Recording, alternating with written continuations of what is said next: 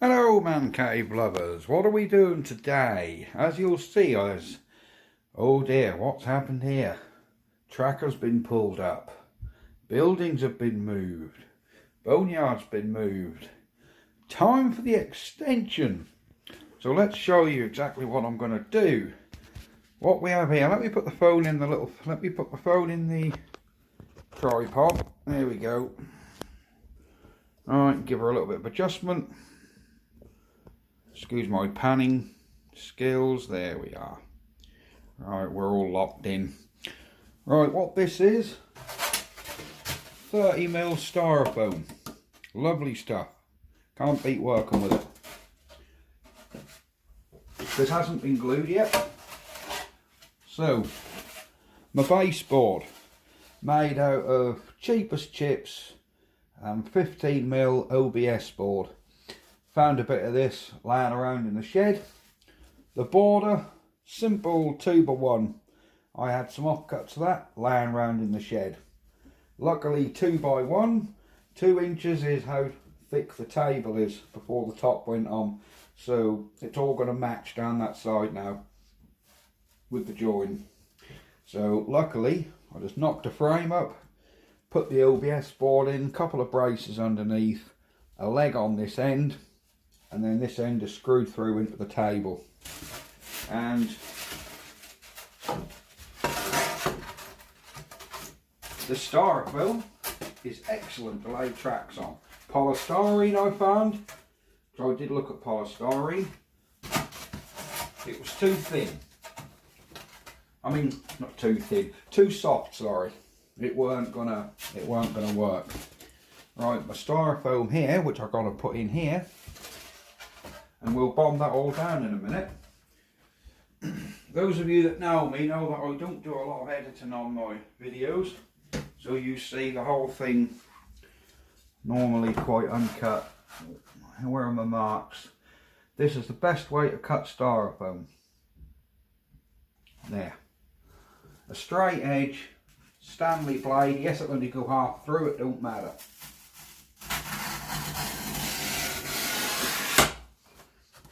Come through and then just break.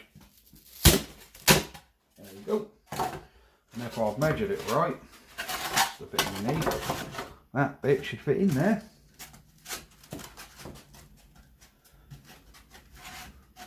What's happened? That ain't fitting. It's like I've cut it to, so I went up to my marks. Oh no, that's right, silly me, yep. My bad. Now, where's the factory edge? That's a factory edge, so that's nice and square. We want this piece out here. Where is my little pen? Where's my edge? My edge is here. As you've noticed, I don't do anything where I have to do a lot of cutting and measuring. And I'll tell you for why. Because when you're working with styrofoam, if you get gaps, it don't matter. If you get these gaps here where I've done rough cuts, it doesn't matter. And I'll show you for why. Where's my little mark?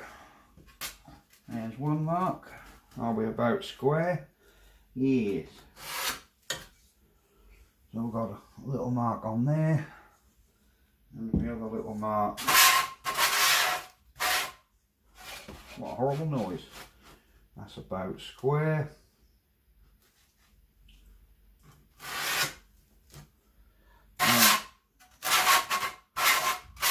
Here's where we need to cut.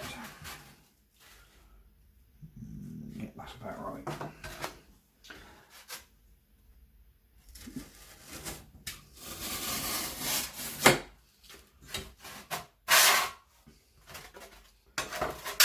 Tell you what I'll do, I'll go all the way across actually, because that's going to be a lot easier to cut it.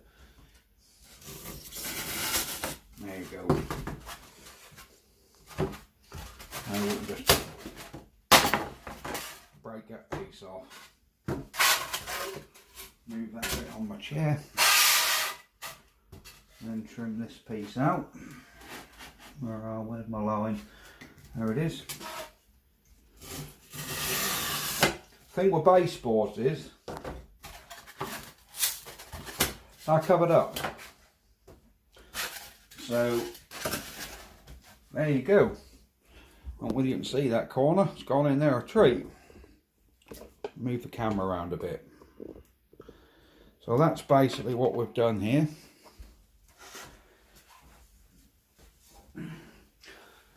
So the job for now is going to be bonding that down.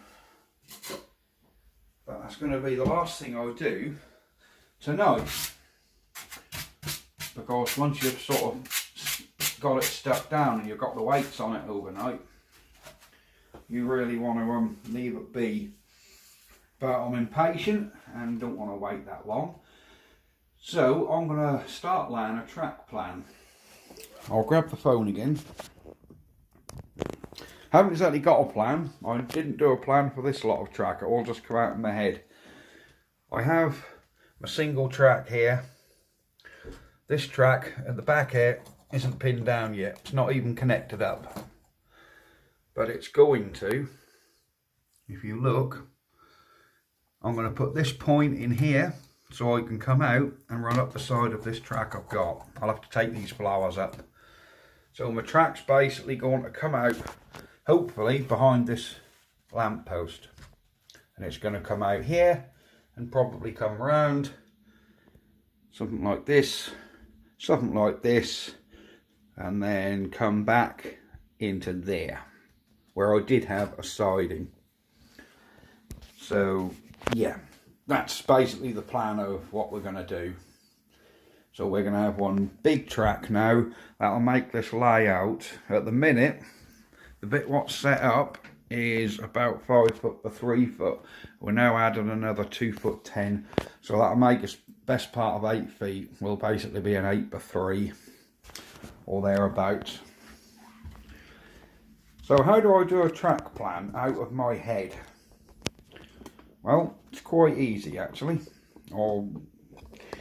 Because this is a rural layout, it's not in a town, not in a city, and it's not exactly replicating anything, you can really do whatever you want.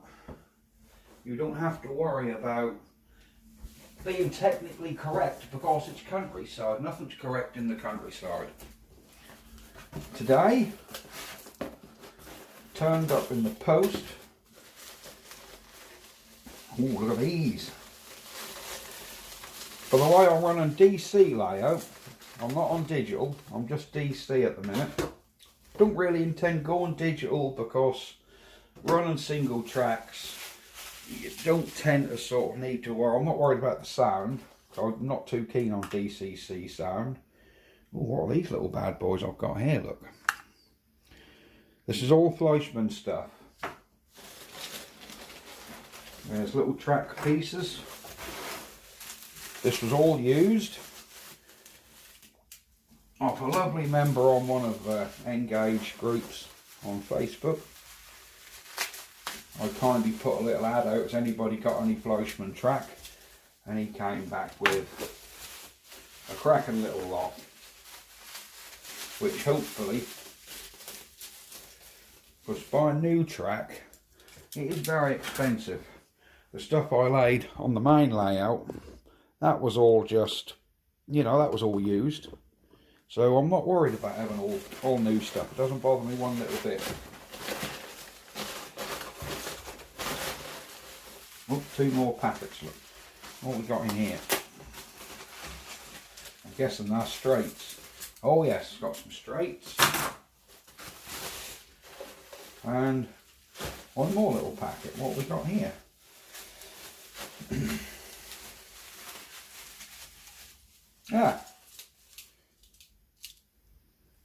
Electronic decouplers.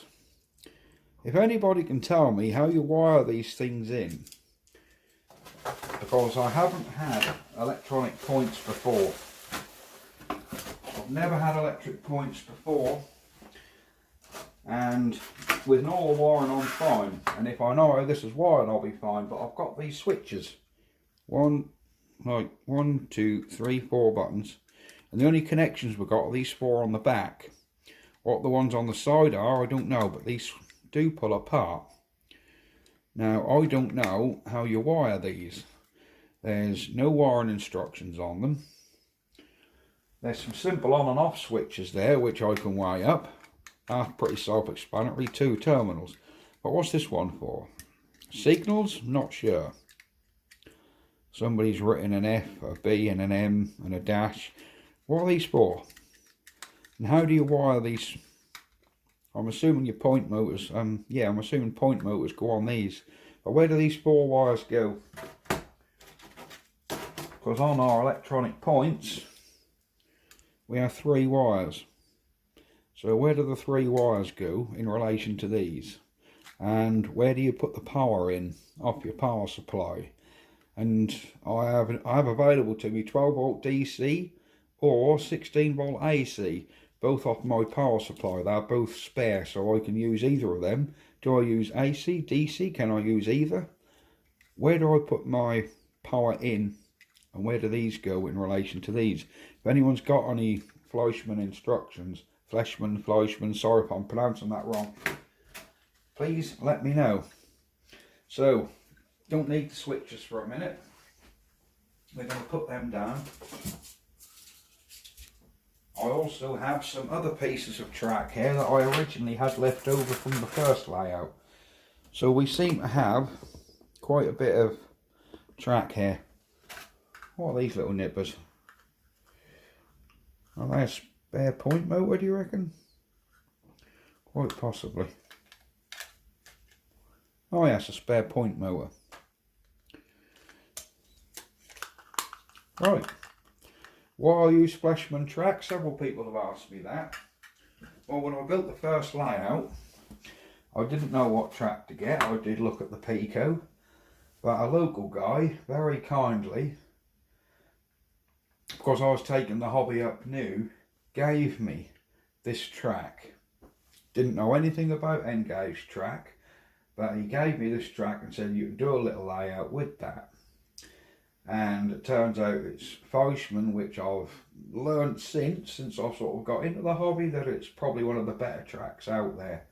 It's German and it's pretty good quality. And I haven't had any trouble with this second-hand track I put down there at all. None at all, it's been faultless. And that was my first ever layout and build as well. So considering that's the first layout and build, I've never had any track trouble. So I stuck with Fleischmann because I like it. Right, next time you see me, so I'm going to pause this video in a minute, I'm going to get, after knocking my thing up,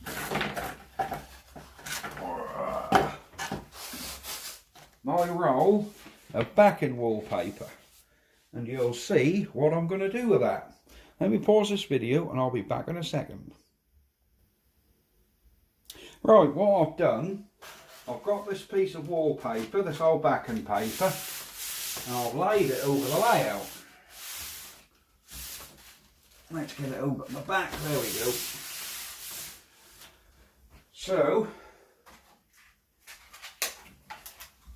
just to hold this in place while we do our little bit of work, we just put some pins through into the styrofoam, just to hold it temporarily without putting a pin where you're going to be putting your track. Right, now we've held that down there, the purists among you who like to build proper replicas are going to absolutely hate this, but this is how I'm going to build my track. I'm going to lay my track out on here now and use this as a template to make my elevated raise, because this, as you can see, is about I think that's about 60 mil taller than the layout. So using some straight, I know my track is going to come out sort of here, so I want to continue that straight.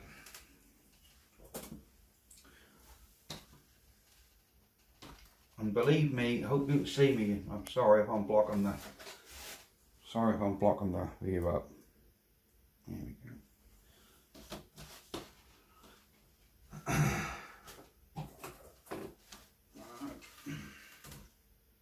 Just make sure I've got my length right, guys. I'm out of shot here, but I am about. So where's my track join here? Right back there or here? Yeah, I think we'll come up to here.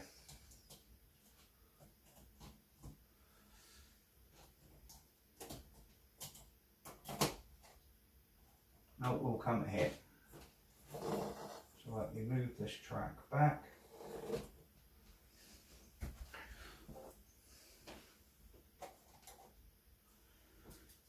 Putting on. I am actually busy back here, guys. I'm just adding a little bit of putting some track together so I can get my length right. Right, we're there.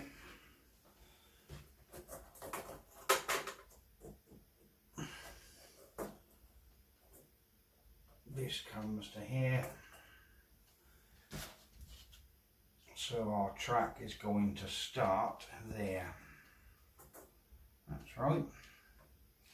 So we're going to be to there. So I think I'm going to put a... Can we go one more? Yep. So we can start this track here. I'll just mark with my pen where the straight starts. There we go. So if I knock it, that don't get muddled. So where are we going to go? As you can see, I don't follow any track plan whatsoever. I just don't. I think we can probably put a curve in here. Do you know, that's going to be too much. I think I'm going to put a half track in there. There we go.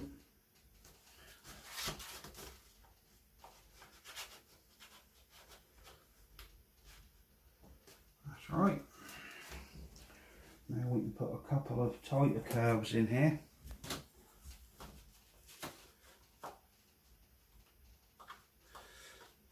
Got to bear in mind this track is only lashed up. It isn't going to be, this isn't the final assembly of the track. This is purely just a, I think we're going to be right. I think you guys can see where I'm going with this. I hope you can anyway.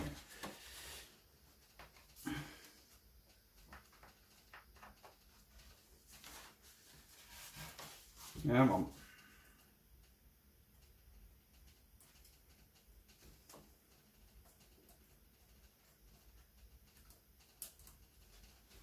There we go.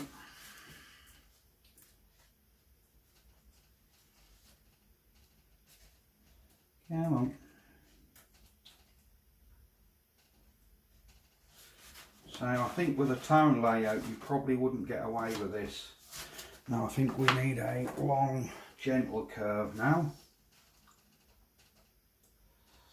So this is where my track will run. Now I've got 2 fish plates in this bit of track. Same thing with second-hand track, sometimes the fish plates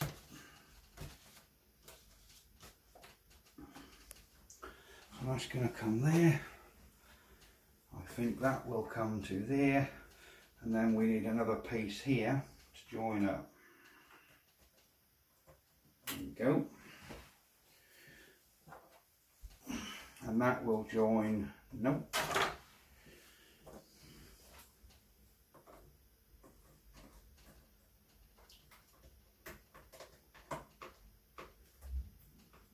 Come on, get in there. You little swine. It would have been easier if I used FlexiTrack here, but I've never used FlexiTrack. It's not really sort of appealed to me much. So let me get this on there. That's where that's going to come to. And we have a joint misfunction here. I can work this out as I go though. We will get it to join up. We will.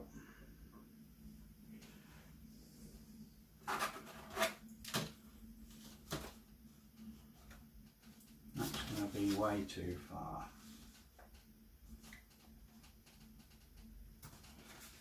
How about one here?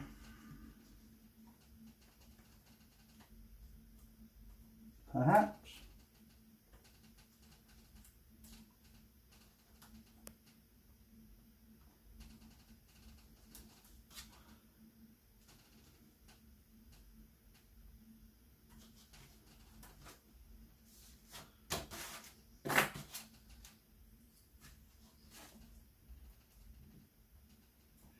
Yeah, that is the only problem with second-hand track. You do tend to find the fish plates go missing. So we're coming around here. Around here.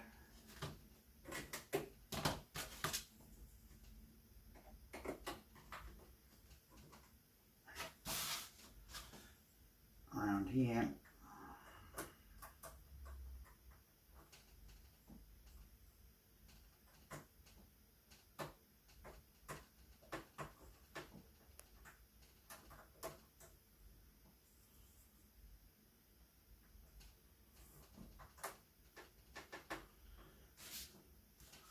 This actually is quite good. I think a half track in there. There you go. This half track will pretty much join up to that. So we've got no unusual kinks in our track. There we go. So that's where our track's going to go. Obviously not up that incline. I'm going to build this level up. All I want to do is get that shape for that track. So now I know what I need to, where I need to build out and where I don't. So I'm going to get my pen, and I know that my outline needs to be in the countryside, nothing's exact. I want a little bit round. I'm going to come to the edge there, and I'm going to leave all this built up. So I need a platform with this footprint. I am just going to go around the track roughly, so I know how wide the track is.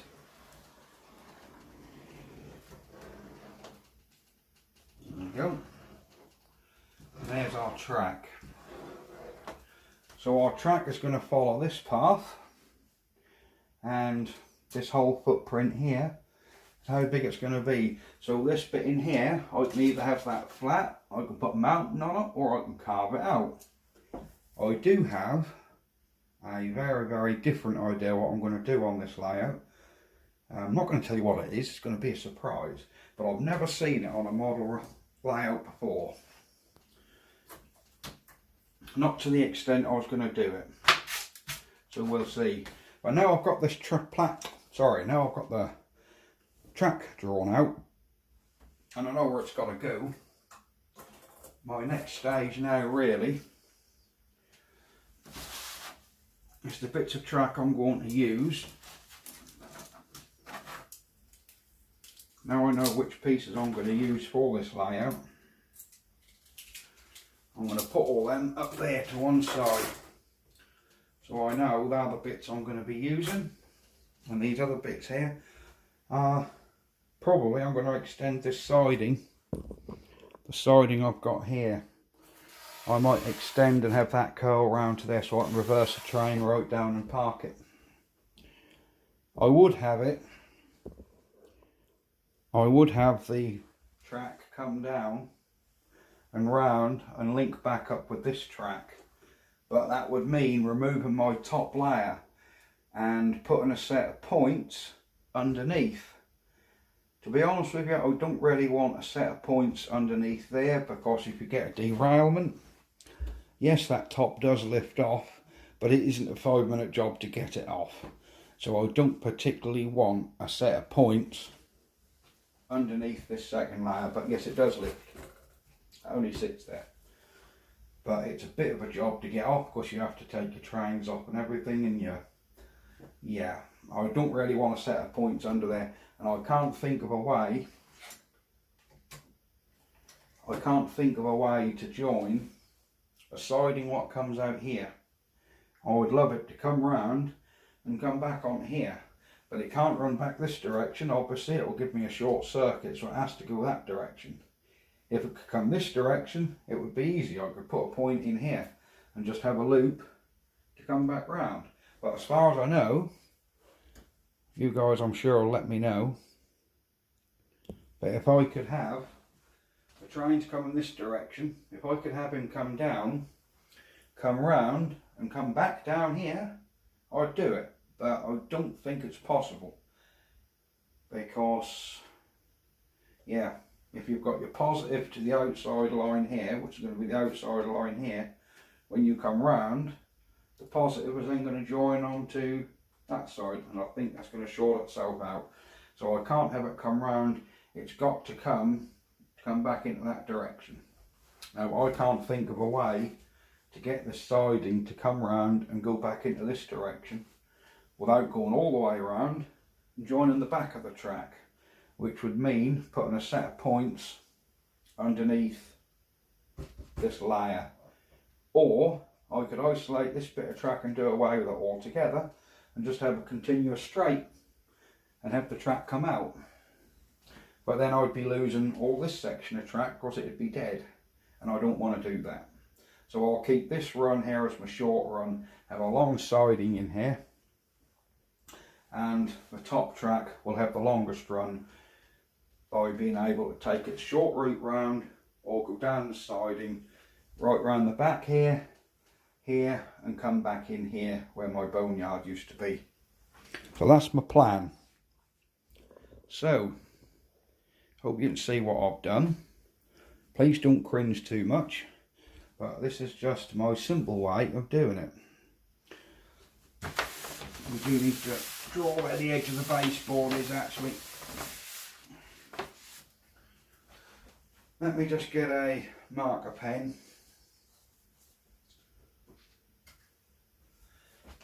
and mark where the edge of the board is, so I know where to cut it to. There we go.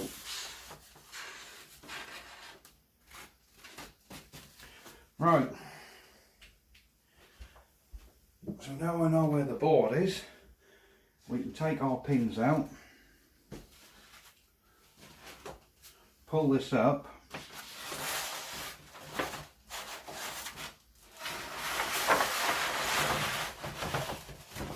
and there's our basic track plan.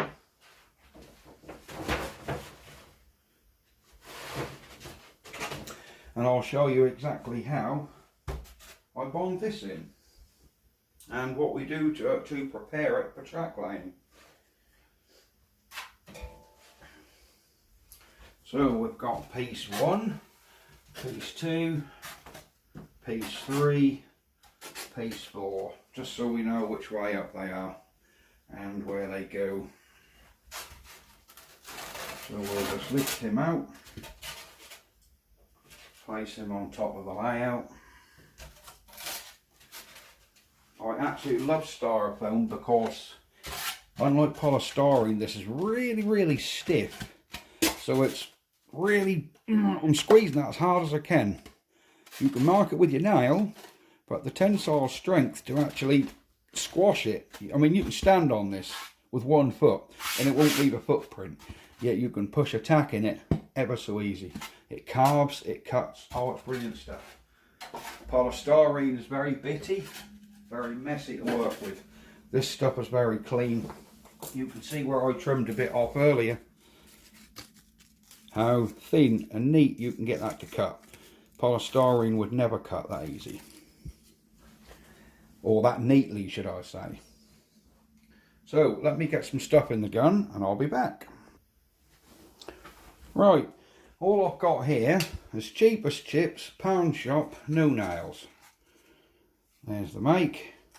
That come out of Pound Shop, One Below, something like that. Pound Stretchers, not sure. One of the cheap pound shops. I don't use the spout, the screw-on spout. It's just, to be honest with you, when you put it on heavy like this, you don't need it. So, just lay it on, nice and thick. Nice thick layer around your edges for a start. You're probably going to use a couple of tubes of this stuff.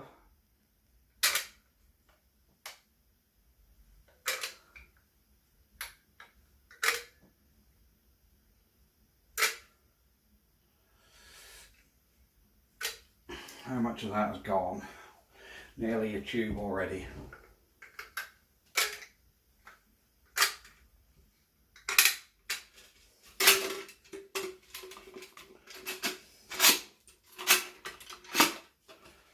That's one down.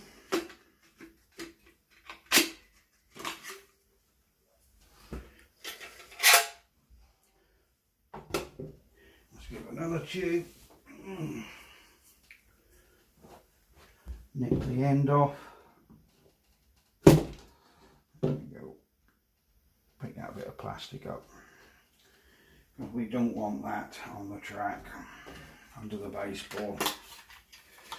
So same stuff again. And layer load in.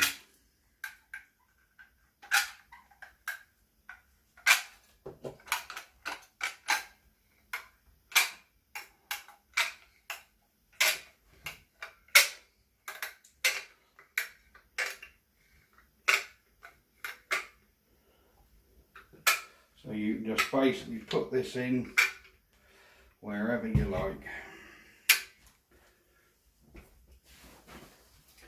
Now we've done that, we want to put in our bits of styrofoam which we've cut. Lay them in, work them in gently to the back. Oh, this stuff sticks pretty much instantly.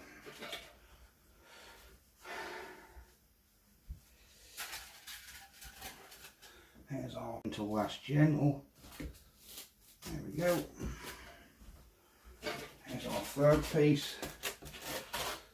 So you can obviously manage this stuff to get it to line up. Like I want it lined up better at the front, so the whole lot got to be pushed back.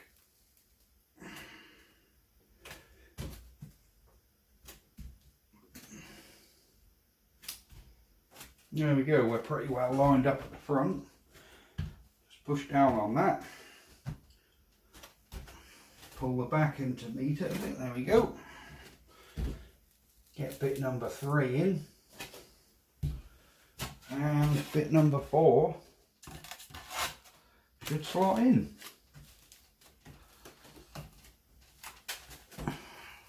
Yeah, come on. I'm more worried about the nice edge at the front to make sure it's all marrying in with the table. If you've got any sticking out at the back, that's not so important. Number one, you don't see it, and number two, this background here, which is about 70mm polystyrene, I will continue that back all the way along, so it will cover the back edge up, so you won't see the edge. So there is our baseboard. There are little gaps in there, but I'll show you how we sort them out, which will give us a beautiful even surface to contend with.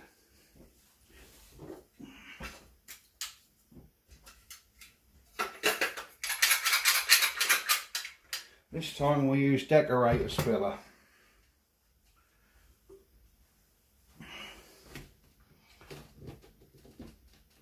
Come on, there we go. And if you've got any defects or marks, this will do the job.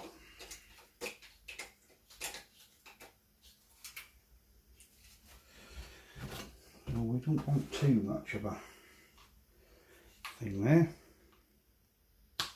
There we go. So to get any holes,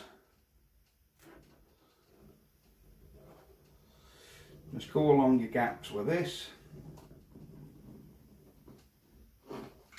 Yes, that don't look very neat, but bear with me and I can assure you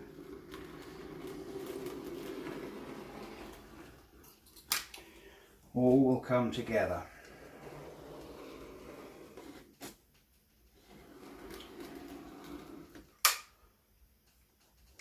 There's a gap along there, look. There's our joins, and to smooth them out I do acrylic painting. I have a palette knife, and I find a palette knife is perfect for smoothing out.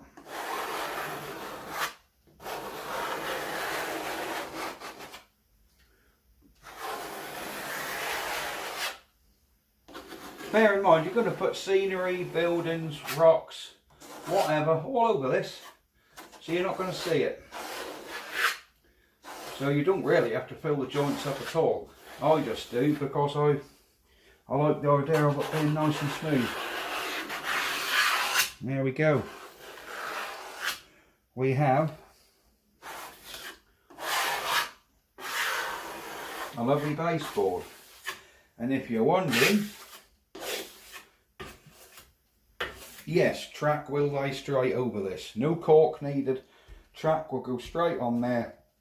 You can hold it on with, I personally used water-based no nails to hold this on. I held it in place temporary with track pins, but the track pins themselves don't hold in styrofoam strong enough. They easily pull out. They push in, but they just as easily come out. So I held it in place with track pins, lifted it slightly, and put water-based no nails underneath it. So if I want to get it off, you can just dampen it and the track will lift. I've just pulled the track up. I just pulled the track up what I had in there. It came up ever so easy. Screwdriver under it and it just broke the seal and lifted off. But I think this top piece I did actually hold on with PVA.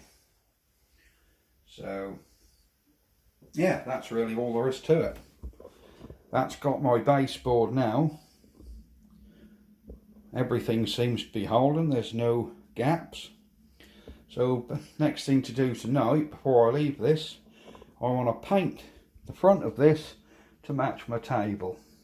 So I'll get my paint ready and I'll be back. See you in a minute, guys.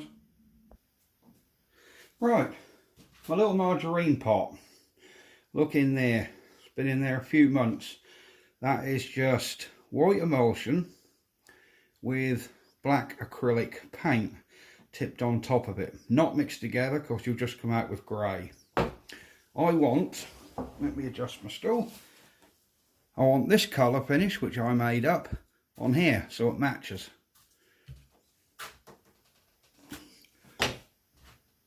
It was just actually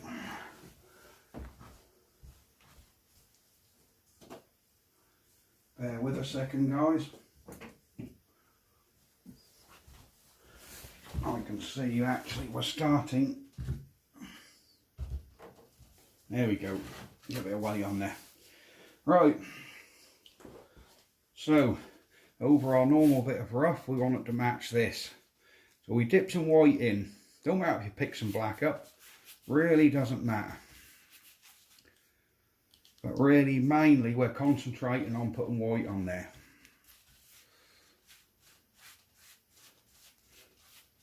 I say the styrofoam, you can paint over that beautifully. It paints absolutely fabulous. So we're just laying tons of white on. Do not worry about how it looks for the minute. because we're not going for the whole how it looks thing right now. We're just going for getting the colour on. Just to cover this front edge. Now the colour's on, dip into your black a bit. And brush over. While they're still wet, brush it in, fade it into your old paint. Bear in mind it will dry a bit different. We're going a bit more white in there, we're going a bit dark. Yeah, we've definitely got to put a little bit more white up this end because we've gone a bit dark here, look. As long as we can get it to match. There we go.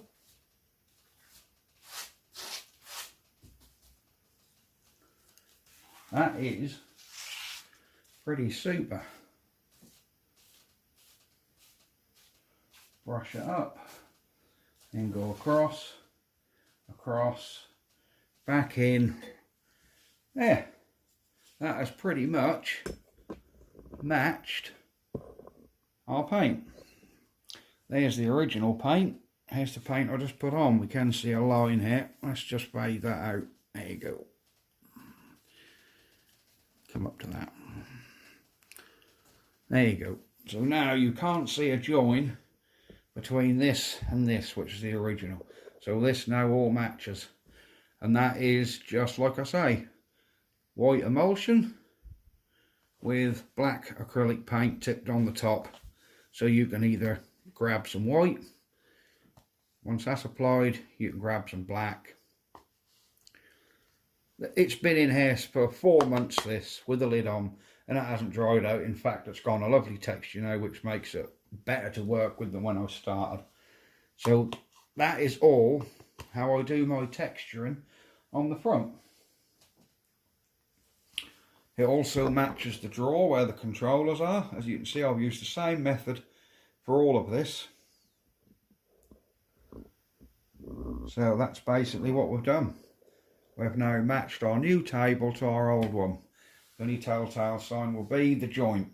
You're going to say, why didn't you fill this joint up with your filler so it's seamless? I'll tell you for why.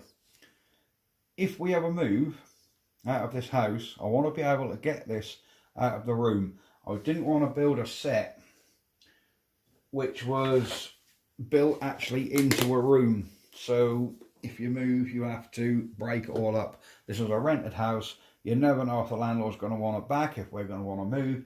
You just never know. So I've made it in 2 bits. The main layout is built on a table.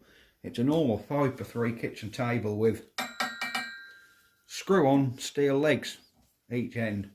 So if I ever want to move, I can just unplug it from the power, unscrew the legs, and 2 good blokes could carry this down the stairs and outside. All the top scenery, that whole back wall just lifts off. The rocks up there, that just lifts off. The back rock, that lifts off. Nothing is bonded down. The top layer will unplug and come off. And then you're just left with a tabletop with some tracks on it. And that's basically all you've got. There you go. So the reason I didn't fill this joint in is, if I want to take this off, there's just 4 screws that go through this table into this one underneath. They just go through because there's a lip. So that's just joined together with 4 screws, and this all will just come away, leaving my table, and I can carry this bit separate. That's like my tracks. I will have them so they're very weakly bonded where they join, so they'll just join together. But if you ever take the end off, it'll just pull out and it'll be a lot better. So yeah, that's really all there is to it, guys. This is basically how I've made my train set. You see how quick I've done this piece.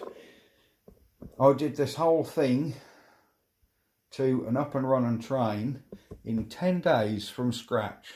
I went from table to all this in basically 10 days. And after the 10 days, both tracks were up, running and functional. All I've really done to it after the 10 days, oops, is added more buildings. I added more buildings, I added more trees, but the basic track, the grass, the greenery, all the ballasting was all done within 10 days. This rock was done within the 10 days. The back rock I added later, that was done within the 10 days at the back there.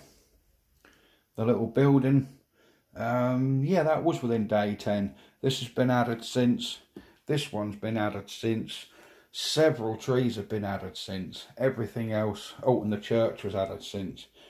And that little building there. But I say the house, factory, all within 10 days. All I've really done is add a bit more to this.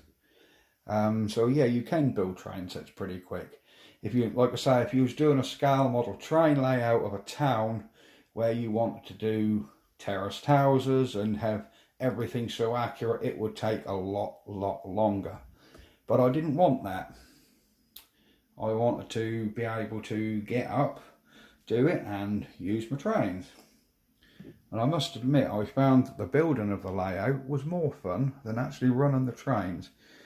Because I got to the point where I was like, all they do is go round. I want them to do a bit more. Let's add a bit to it. So that's really all there is. Right, I've got to go clean the brush out. And I will see you guys on another video. Hope you enjoy this. Sorry it's long and drawn out, but I do try not to edit my videos. I like really to see everything I'm doing. Right, enjoy, and I shall see you in the next one. Ta-da for now. Haha.